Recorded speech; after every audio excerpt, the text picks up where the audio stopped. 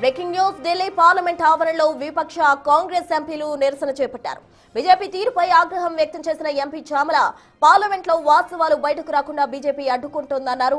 లోక్సభలో ప్రతిపక్ష నేత రాహుల్ గాంధీ మాట్లాడుతుంటే అనురాగ్ ఠాకూర్, నిశికాంత్ దూబే లాంటి వాళ్లు అడ్డు తగిలారన్నారు. దీనిపై ఆందోళన చేస్తే తమను సస్పెండ్ చేశారని, ప్రజా సమస్యలపై పార్లమెంట్లో మాట్లాడనివ్వకుండా బీజేపీ ఇష్టానుసారంగా వ్యవహరిస్తోందన్నారు ఎంపీ చామల కిరణ్ కుమార్ రెడ్డి. 8 మంది ఎంపీలను అంటే నాతో పాటు 7 ఎంపీలను పార్లమెంట్ నుంచి సస్పెండ్ చేయడం జరిగింది. కేవలం రాహుల్ గాంధీ గారికి అవకాశం ఇవ్వలేదని, రాహుల్ గాంధీ గారు వాస్తవాలు మాట్లాడుతుంటే వాస్తవాలు మాట్లాడనీయకుండా కొంతమంది సభ్యులు అనురాగ్ ఠాకూర్, నిశికాంత్ దూబే లాంటి వాళ్ళు డిస్టర్బ్ చేయడమే కాకుండా తర్వాత స్పీకర్ రాహుల్ గాంధీ గారి మైకును తీసుకెళ్లి వేరే సభ్యునికి మాట్లాడే అవకాశం ఇచ్చినప్పుడు మేము స్పీకర్ దగ్గర పోయినప్పుడు మమ్మల్ని సస్పెండ్ చేశారు.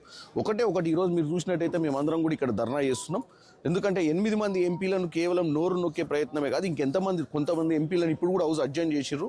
వీళ్ళు హౌస్ నడపాలని కాదు, ఎప్పుడైనా ప్రజల సమస్యల మీద మాట్లాడేటప్పుడు ప్రజా సమస్యల మీదనే కాకుండా దేశంలో జరుగుతున్నటువంటి విషయాల మీద, సామాన్యులకు నష్టం జరిగే విషయాల మీద మాట్లాడే ప్రయత్నం చేస్తే మమ్మల్ని మాట్లాడనీయక గొంతు నొక్కే ప్రయత్నం చేస్తున్నారు. గొంతు నొక్కినంత మాత్రాన ఏం కాదు. ఒకవేళ వాళ్ళు ఇవాళ మమ్మల్ని చట్టసభలకు ప్రజలు పంపించింది ప్రజా సమస్యల మీద మాట్లాడటానికి. ఈ దేశంలో జరుగుతున్నటువంటి ఏ లా మీదనైనా చర్చ జరగకుండా వాళ్ళు ఇష్టానుసారంగా చేస్తున్నటువంటి పద్ధతిని మేము ఎదుర్కొంటున్నామన్న ఉద్దేశంతో మా గొంతులు నొక్కే ప్రయత్నం చేశారు. కానీ ఈరోజు వాళ్ళు గొంతు నొక్కినంత మాత్రాన మేము ఆగే ప్రయత్నం చేయము. మేము డెఫినెట్గా మకర్దార్ దగ్గర మేము 8 మంది ఎంపీలను కూడా ఈరోజు ధర్నా చేస్తున్నాం. నేను ఒకటే చెప్తున్నా, మమ్మల్ని ప్రజలు గెలిపించి చట్టసభలకు పంపించింది ప్రజా సమస్యల మీద మాట్లాడడానికి. ప్రేక్షక పాత్ర వహించి బీజేపీ చేస్తున్నటువంటి పనులను చప్పట్లు కొట్టి వాళ్ళు చేసేదంతా కరెక్ట్ ఉందని చెప్తే తప్ప మైకులు ఇచ్చే పరిస్థితి లేదు. ఎందుకంటే ఈ విధంగా రాజకీయం చేయడం చాలా తప్పని తెలియజేస్తున్నాం.